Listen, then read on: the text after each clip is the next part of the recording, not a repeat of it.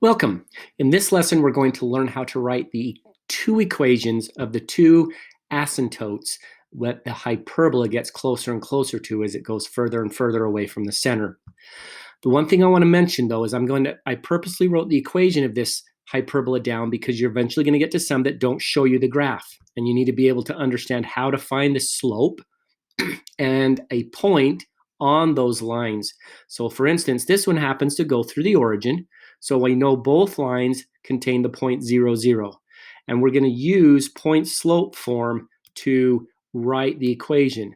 So since we're using the point 0, 0 as the point that's contained in our two asymptote lines, y1 and x1 are both 0.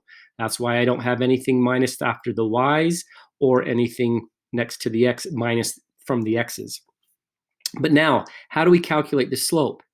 If it's open left or right, then the slope is your b value over your a value.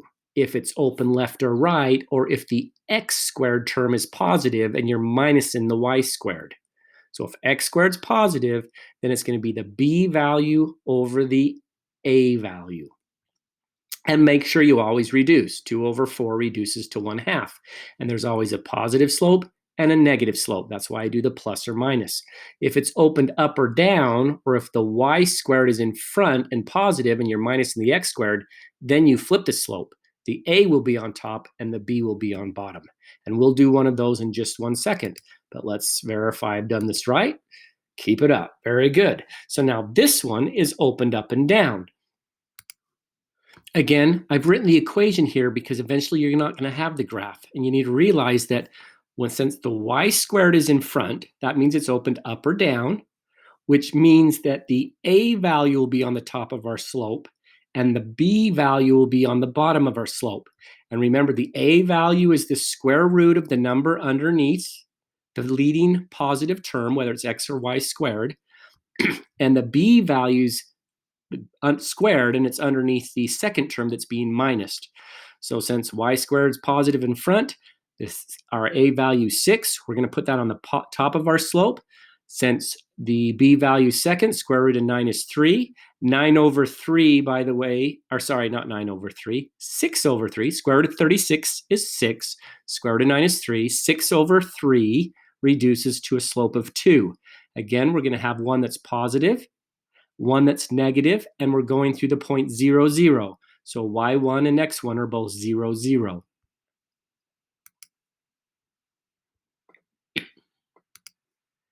Now I jumped forward to an equation where we have no graph.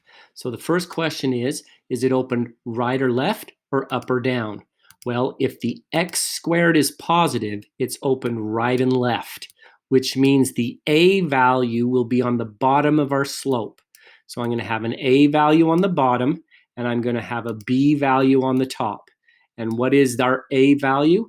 Or our a value is the square root of the number underneath the positive x squared. So our a value is 3. What is our b value? Our b value is the square root of the number that's underneath the y squared, that's negative, right? So that's 4. So our slope is 4 over 3, both a positive version and a negative. By the way, there's no shift in the center. There's no minuses after the x or the y inside parentheses. So the center is 0, 0. So that means I'm going to make the y1 and the x1 both 0. And I will type in this.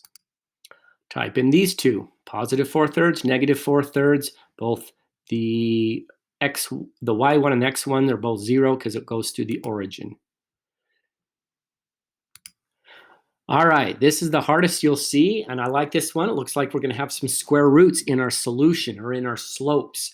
So the first thing I would like you to do, or what I recommend doing, is it open up or down or left and right? Well, since the y squared is in front, it's opened up and down, which means our a value will be on the top of our slope. It's our rise.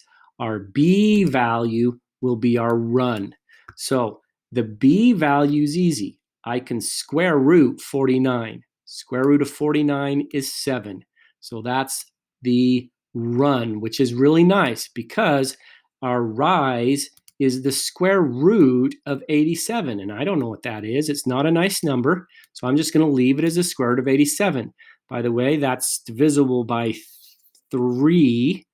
So that's going to be 29, I believe. Yep. 29 doesn't reduce, and 3. So we're going to, that's our slope, plus or minus. Our slope is the square root of 87, our A value, because remember, this is A, and our run is B, and our rise then is A, because our y squared's first, and our center is a positive 4y value. Don't accidentally do x. I almost said x, but remember, this is y minus 4, so it's a positive 4y value and a negative 8x value. So the equation I'm going to type in is going to be y minus 4, because that's my y1 value for the point that I go through, equals the square root of 87 over 7 times x in parentheses plus 8.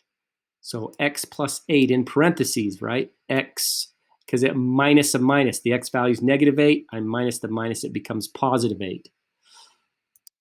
So I just took the time to type those in. I want to just verify I did it correctly. My x value, or yeah, my y value, I mean, is negative or positive 4, so it's minus 4, y minus 4, just like, and the funny thing is it's just these parentheses. I don't know, for those who see patterns, it's just this parentheses, y minus 4 equals my slope of 8 square root of 87 over 7. I do one that's positive and one that's negative. You can see the negative times, in parentheses, the x plus 8. If you have any questions on how to do this, please do contact me and I will help you. But just rewatch if you need to, because it did explain it, I hope, very clearly.